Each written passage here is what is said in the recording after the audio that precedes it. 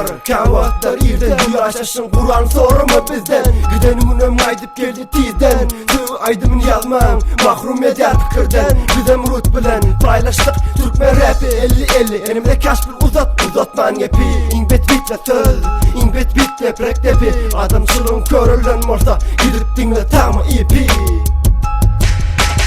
Gölleşini sevmedim, leyle kışık seyretme bana. 50-50 olsun gel, elin ver bana. Zümerut tutmestana kuş gribi yali yayrar. Sözlerim bitti deyip kızar beyin kaynar. Flow'umuzda gerek del kürek, akar özü bitti hitti del. Bu track yönü için yakar bitir. Boynunu taş bağlanıp kalk bolur itler karşı çıktı.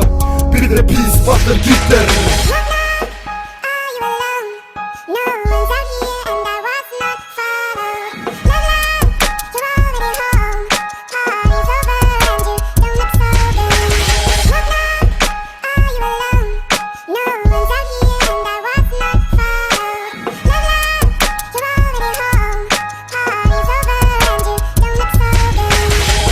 Yaman olacak bolma akma kana da gelir bir gün tokma bana da gelmen yoldu öldü söyü yerkim bana düşman olmak bilen köyde sen pulumu korkudip yine dök yere çöple deyin men çukurlu hip hop yollarımı düzel deyin Kudaya şükür bu ne çenne hiç kime dayanmadık Kudaya şükür bu ne çenne haramlık kazanmadık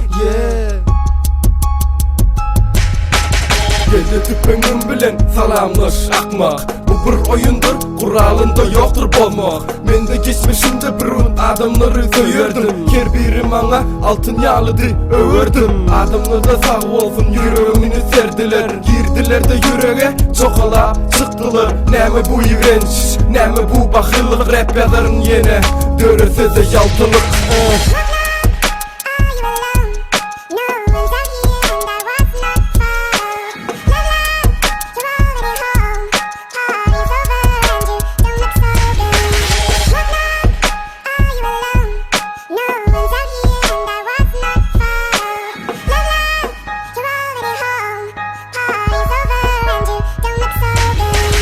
Değmem ha, gene değmem ha Damak çalınmasa da buluşarsın kanı İyidinden iç organlarını koyar çüşa Kıydın bana yapışma İçimizde adacık süşa Bittiydim, bitmedin, nemet belli sen bilen. Azıksın sen ben bilen, oynama sen men bilen. Seyredersin gen bilen, son erbet görünyer. Kutormalı bolar ceng bilen.